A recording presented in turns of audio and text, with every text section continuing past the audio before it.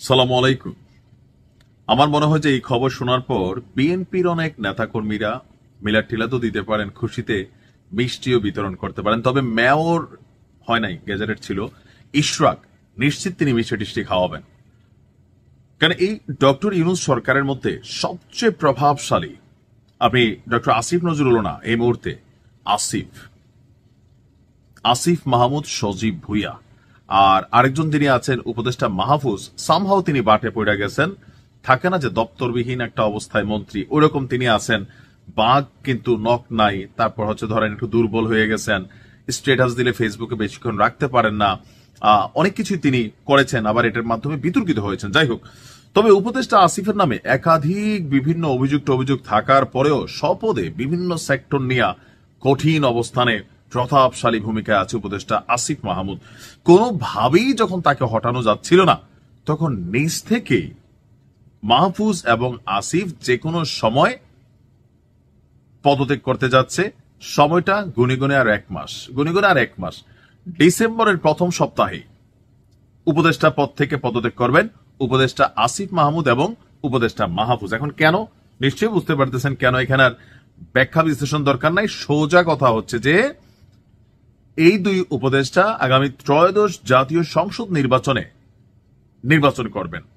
এখন তারা কোন দলের পক্ষে করবেন এটা নিয়ে এখনো 5% আশঙ্কা আছে। যেমন কোন কোন জায়গায় এমন বক্তব্য শোনা যাচ্ছে যে উপদেষ্টা আসিফকে বিএনপিতে জায়গা দেওয়া হবে, এমনকি একটা ভালো পত্র তাকে দেওয়া হবে, ভবিষ্যতে পাশ করলে মন্ত্রী প্রতিমন্ত্রী পর্যায়ের একটা পোস্ট পদবি তাকে দেওয়া হবে, cause he is right now একটা সুপার কপ হিসাবে আছেন।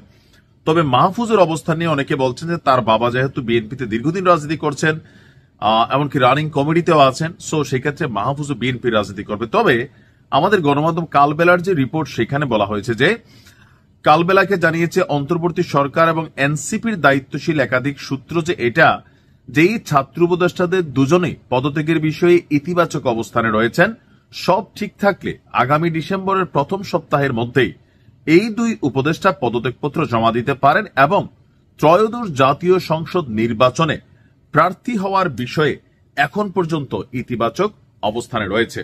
কিন্তু দিন শেষে মাহফুজের ভাই বলছিল যে তিনি আপনার এনসিপির পক্ষ থেকেই সম্ভবত তার যে স্থানীয় এলাকা, সে এলাকা থেকে আপনার নির্বাচন করবেন।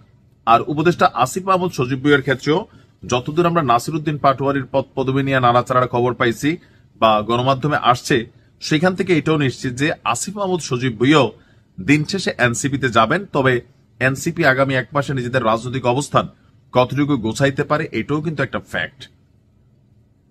তো দুইজন আসলে পদত্যাগ করার মূল কারণ হচ্ছে বিএনপির চাপ কিছুই না, যেহেতু তফসিল ঘোষণা হয়ে যাবে, সো যারা নির্বাচন করবেন, রাজনীতি করবেন, তাদেরকে তফসিল ঘোষণার আগেই পদত্যাগ করতে হবে, নয়তো তারা কিন্তু কেউই আর নির্বাচন করতে পারবে না। সো আমরাও জানি যে ফেব্রুয়ারিতে নির্বাচন, ডিসেম্বরের প্রথম সপ্তাহেই তফসিল ঘোষণা করা হবে। সো ওই ঘোষণার তারিখটা আরো দিনক্ষণ হয়তো স্পষ্ট হয়ে যাবে, তখন হয়তো সুযোগ বুঝে একদিন বা 2 দিন আগে এই দুজন উপদেষ্টা আসলে পদত্যাগ করবেন। এখন নির্বাচন নিয়ে 5% প্লাস মাইনাস আছে, এনসিপির বাহিরও নির্বাচন করলে করতে পারেন। আবার আসিফ তার নিজ এলাকা থেকে করবেন না, কারণ এটা কায়কোবাদ ভাইয়ের এলাকা, বড় গরম মানুষ, এলাকাতে নিরঙ্কুশ জনসমর্থন আছে, আসিফ এখানে টিকবে না, ফেল করবে। তার মধ্যে আসিফেরও ঘোষণা ছিল সে লোকালি রাজনীতি করবে না, সেন্ট্রালের রাজনীতি করবে, কেন্দ্রীয় পর্যায়ে। তো এই ক্ষেত্রে অনেকে বলছেন যে কেন্দ্রীয় জায়গায় হয়তো বিএনপি কোন একটা ইশারা ইঙ্গিত দিতে পারে, এই প্লাস মাইনাস মন্তব্য আছে আর কি, সময় বলে দেবে। ভালো থাকুন।